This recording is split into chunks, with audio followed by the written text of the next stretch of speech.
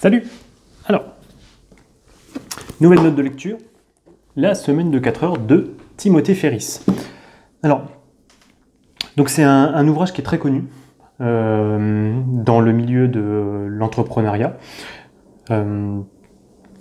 Timothée Ferris, donc c'est un blogueur qui est très connu sur le milieu du net et dans le milieu de l'entrepreneuriat justement, qui se vante d'avoir pu grâce en mettant en place des processus d'automatisation, de pouvoir ne travailler que 4 heures par semaine et réussir à voyager le restant de l'année. Donc bon, le titre est volontairement provocateur, hein. Il ne travaille pas que 4 heures par jour, il travaille que 4 heures par semaine, il travaille beaucoup plus que ça, hein. Ça va dépendre un petit peu des moments, mais c'est juste pour avoir un titre un peu marketing pour pouvoir attirer l'œil. Donc personnellement j'ai trouvé ça intéressant de le lire parce qu'il y a toujours des petites choses qui vous permettent de réfléchir et puis d'essayer de gagner du temps. C'est vrai qu'aujourd'hui, c'est quelque chose personnellement qui m'obsède un peu, le temps. Hein. Donc peut-être qu'un jour je ferai une vidéo complètement à part qui permettra de réfléchir sur le temps. Et on en manque énormément. Donc aujourd'hui on a la course à performance totale.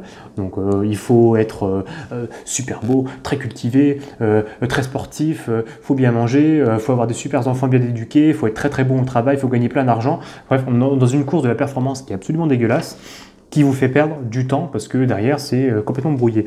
Donc du coup, Timothée Ferris lui permet de dire, écoute, on va prendre du recul là-dessus et on va essayer de voir qu'est-ce qui permet de retrouver du temps pour pouvoir essayer d'aller plus sur des passions, ce genre de choses.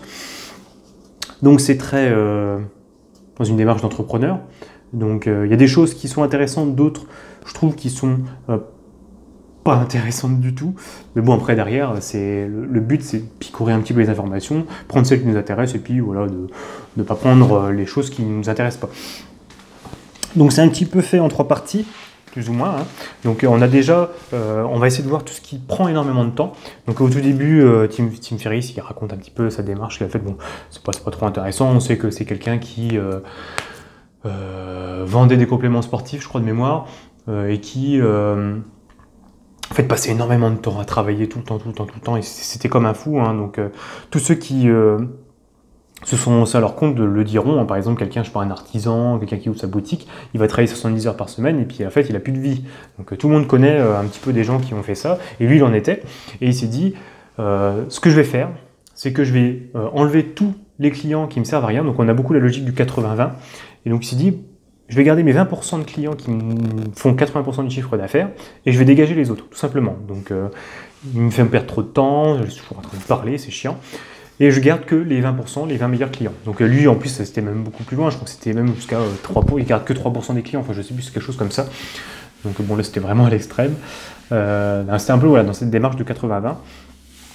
Essayer de garder que ça pour pouvoir retrouver du temps et faire un petit peu autre chose. Derrière, il a essayé de pousser ça à l'extrême, c'est-à-dire qu'après, dans les 20% restants, qu'est-ce qu'il pouvait faire pour automatiser le plus possible. Donc après, là, c'est la deuxième partie de l'ouvrage, qui va être comment on fait pour,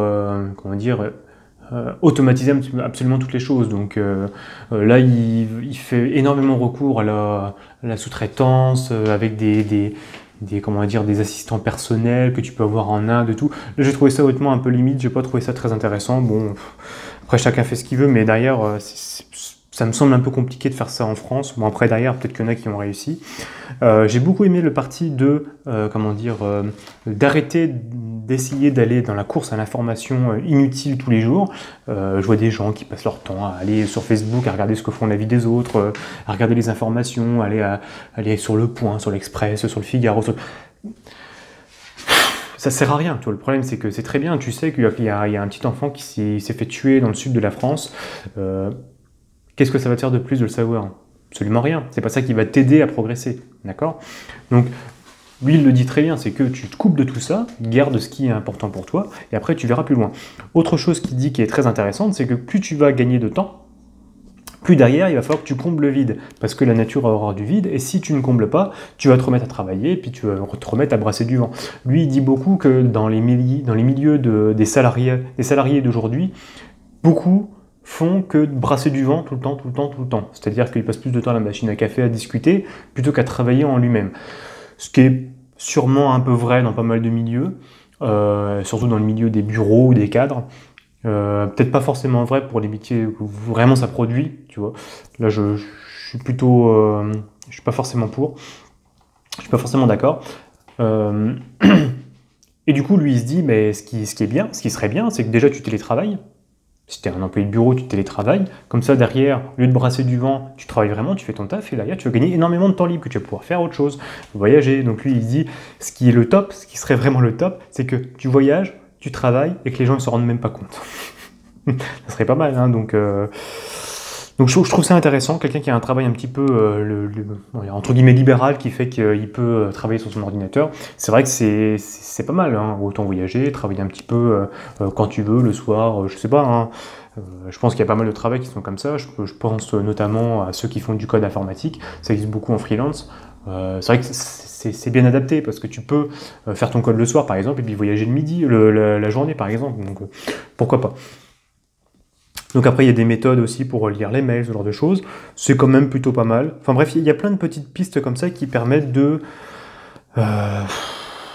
de progresser, on va dire. Il y a aussi une qui est pas mal, c'est savoir dire non, tout simplement. C'est-à-dire que plus tu dis oui, plus tu es sympa avec les gens, plus ils vont t'en donner à en faire. Donc bon, le but, c'est plutôt de dire non, dire attendez, moi je sais pas faire, enfin j'en sais rien. Lui, il appelle ça la culture de l'ignorance sélective. C'est exactement ça. Dire je ne sais pas, la personne va aller ailleurs. Bon.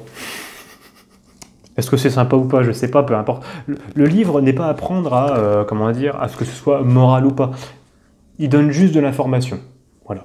Tu prends pas, tu trouves ça par rapport à ton éthique, est-ce que c'est correct ou est-ce que c'est pas correct? Peu importe, mais en tous les cas, ça donne des pistes de réflexion, je pense, qui est très très intéressante pour tout le monde, vraiment pour tout le monde. Donc c'est un très bon livre. Il y a des choses qui sont vraiment clairement pas adaptées, ça c'est clair et net. Mais dans tous les cas, il y a des bons ouvrages. Je regrette très fortement qu'il ne l'ait pas fait en livre de poche, parce que 20 balles pour un livre comme ça, je trouve qu'il n'y a pas assez d'informations pour l'ouvrage que c'est, mais bon, pourquoi pas. Donc voilà, Tim Ferriss, la semaine de 4 heures. Je vous remercie fortement de m'avoir écouté, et je vous dis à bientôt.